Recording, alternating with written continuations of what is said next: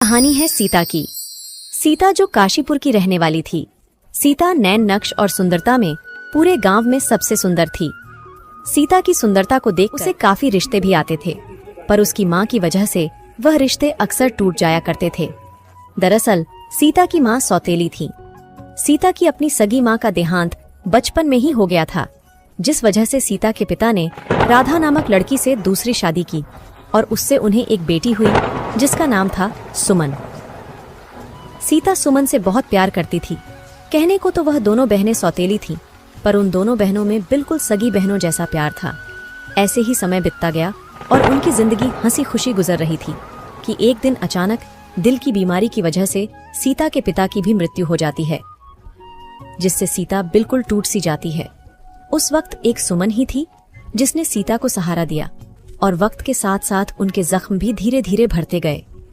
पिता की मृत्यु के बाद अब घर में सुमन के अलावा सीता का अपना कोई नहीं था, क्योंकि उसकी सौतेली माँ अक्सर ही सीता के साथ बहुत बुरा व्यवहार किया करती थी। वह सीता को बिल्कुल भी पसंद नहीं करती थी और सीता के पिता राजेश के जाने के बाद तो वह सीता पर बहुत जुल्म करती थी। दिन रात सीता से सारे घर का काम करवाया करती थी और अपनी बेटी को बहुत लाड़ प्यार से रखती थी। कभी कभी सुमन इस बात का विरोध करती थी तो उसकी माँ उसे डांट लगा दिया करती थी। बेचारी सुमन माँ की फटकार के आगे कुछ नहीं बोल पाती थी।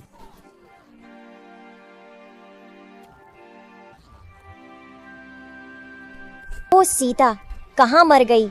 जी माँ, अभी आई। ओ महारानी, अभी तक मेरे कमरे की सफाई क्यों नहीं हुई? माँ, वो मैं किचन में बर्तन साफ कर रही थी, बस अभी यहाँ की भी सफाई कर देती हूँ। तुझे मैंने कितनी बार बोला है, सबसे पहले मेरे रूम की सफाई किया कर, बाद में बाकी का काम। ठीक है माँ, मैं बस अभी कर देती हूँ, आप बस मुझे कुछ मिनट दीजिए।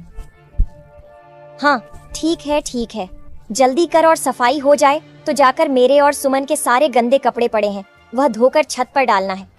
ठीक है माँ, मैं धोकर डाल दूंगी।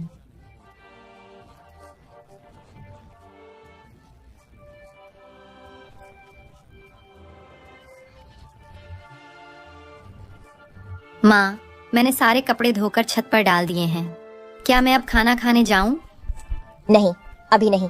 पहले जाकर लाला की दुकान पर से राशन का सारा सामान लेकर आ, इसके बाद ही तुझे खाना मिलेगा।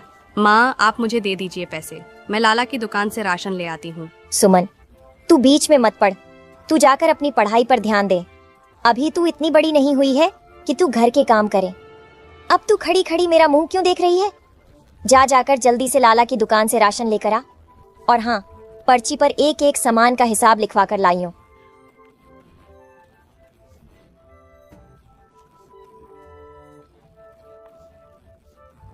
सीता सामान लेने के लिए लाला की दुकान पर पहुंच जाती है। लाला जी, मुझे 1 किलो चावल, 1 किलो दाल और 3 किलो आटा दे दो। सीता लाला की दुकान से सामान ले ही रही थी कि तभी वहां पर गांव का सेठ दयावंत पहुंच जाता है। अरे सीता, तुम यहाँ? हाँ साहब, बस माँ ने कुछ राशन का सामान मंगाया है, वही लेने आई हूँ। अरे लाला भाई, कितना हिसाब हुआ है सीता का? सेठ जी, 200 रुपए हुए हैं। ठीक है, तो 200 रुपए मेरे खाते में लिखवा देना, मैं इन सामान के पैसे भर दूंगा। नहीं नहीं सेठ जी, ये आप कैसी बातें कर रहे हैं? माँ ने पैसे दिए हैं मुझे। लाला जी, आप यह लीजिए पैसे, इसमें से 200 रुपए काट लीजिए। सेठ दयावंत बहुत ही चालाक और लालची इंसान था। उसकी हमेशा से ही सीता पर नजर रहती थी। वह सीता से शादी करना चाहता था और किसी न किसी बहाने से सीता से बात करने की कोशिश किया करता था। सीता लाला को पैसे देकर घर वापस आ जाती है। दयावंत का मकसद था किसी भी तरह सीता को पाना, चाहे इसके लिए उसे कुछ भी करना पड़े। एक दिन सेठ दयावंत सीता के घर आता है। नमस्ते राधा जी, मुझे आपसे कुछ जरूरी बात करनी है। नमस्ते सेठ जी, आइए बैठिए। क्या बात है? आपका यूं अचानक हमारे घर कैसे आना हुआ? हमसे कोई भूल हुई है क्या? अरे नहीं राधा जी, आपसे कोई गलती नहीं हुई है, बल्कि मैं तो आपसे कुछ और ही बात करने आया हूँ। दरअसल मैं आपकी बड़ी बेटी के बारे में कुछ बात करने आया हूँ। क्या हुआ? अब उसने क्या किया? हे भगवान, ये लड़की कहीं भी जाती है तो कुछ न कुछ जरूर करके आती है। मैं तो इससे बहुत परेशान हो चुकी हूँ। अरे नहीं राधा जी, ऐसी कोई बात नहीं है। दरअसल वो आपकी बड़ी बेटी सीता बहुत सुंदर और सुशील है। मैं चाहता हूँ कि आप उसका रिश्ता मुझसे तय कर दें। बदले में मैं आपको बहुत सारा धन दूंगा। पैसों का नाम सुनकर तो राधा की आंखों के आगे लालच की पट्टी छा जाती है। कितना धन देंगे आप? जितना आप चाहें उतना, बस सीता को मेरे हवाले कर दीजिए। अरे वाह, क्या बात है। चलो, ये लड़की मेरी कोई तो काम आई। अब मैं इस सेठ दयावंत से खूब सारे पैसे ऐंठ लूंगी। लगता है ये सेठ सीता की खूबसूरती पर पागल हो गया है। ठीक है सेठ जी, सीता का रिश्ता आपसे तय है। यह बात सीता और सुमन दूसरे कमरे से सुन लेती है। सेठ दयावंत के जाने के बाद सुमन गुस्से में अपनी माँ के पास आती है। माँ, आप ऐसा कैसे कर सकती हैं? आप दीदी का रिश्ता उनसे बिना पूछे कैसे कर सकती है? वह भी एक ऐसे इंसान से जो दीदी से उम्र में कितना बड़ा है। वह सेठ हमारे पिताजी की उम्र का है और आप उससे दीदी का रिश्ता कर रही है। माँ, आप ये कैसे कर सकती हैं? राधा सीता और सुमन के सामने मजबूर होने का दिखावा करती है और कहती हैं, सेठ दयावंत सीता से शादी करने के लिए हमें बहुत सारे पैसे दे रहा है।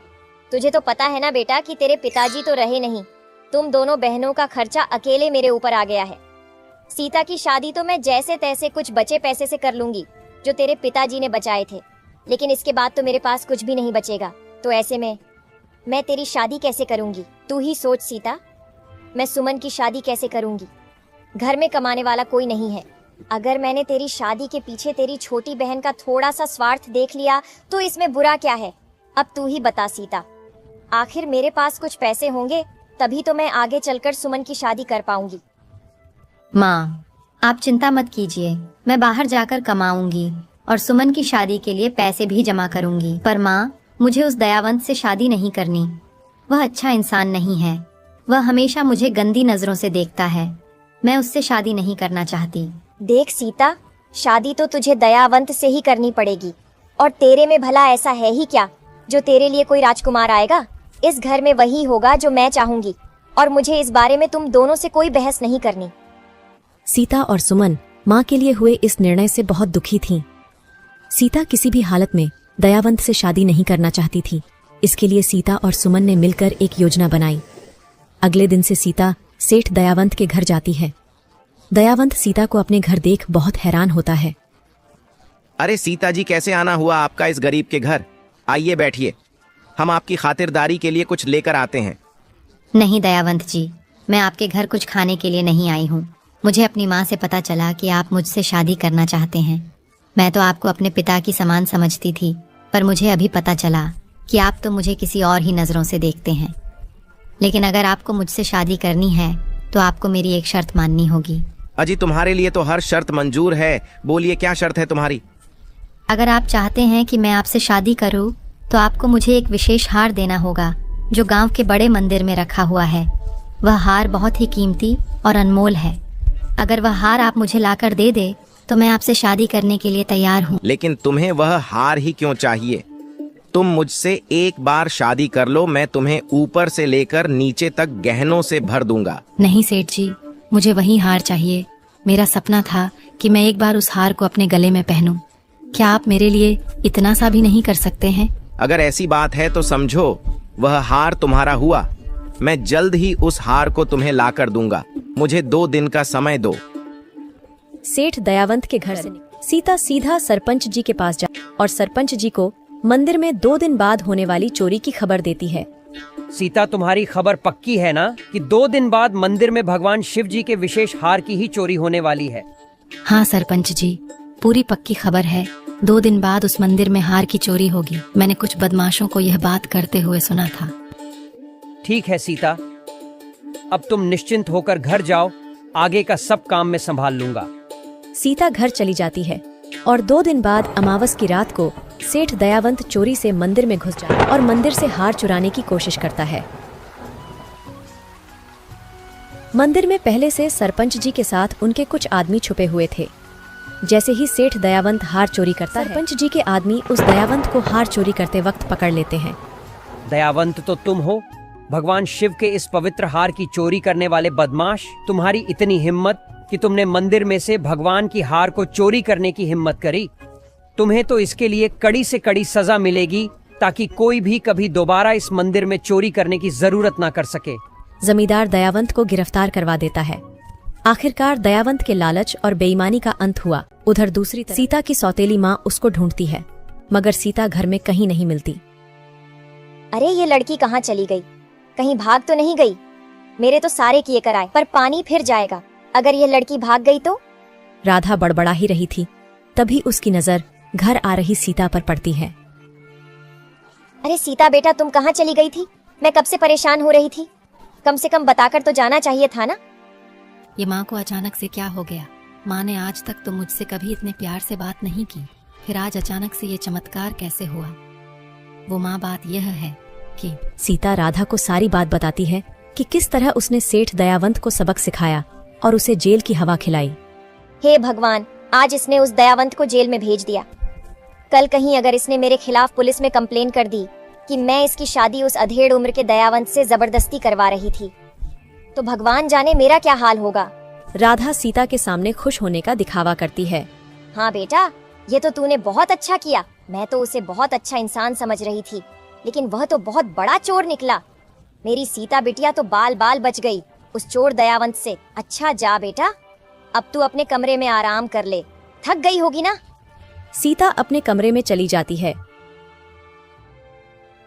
इस लड़की ने तो मेरे सारे के कराए पर पानी फेर दिया। इतना अच्छा खासा पैसा हाथ में आ रहा था और इस लड़की की वजह से अब मुझे कुछ नहीं मिलेगा, लेकिन इसकी भरपाई मैं इस लड़की से जरूर करूंगी।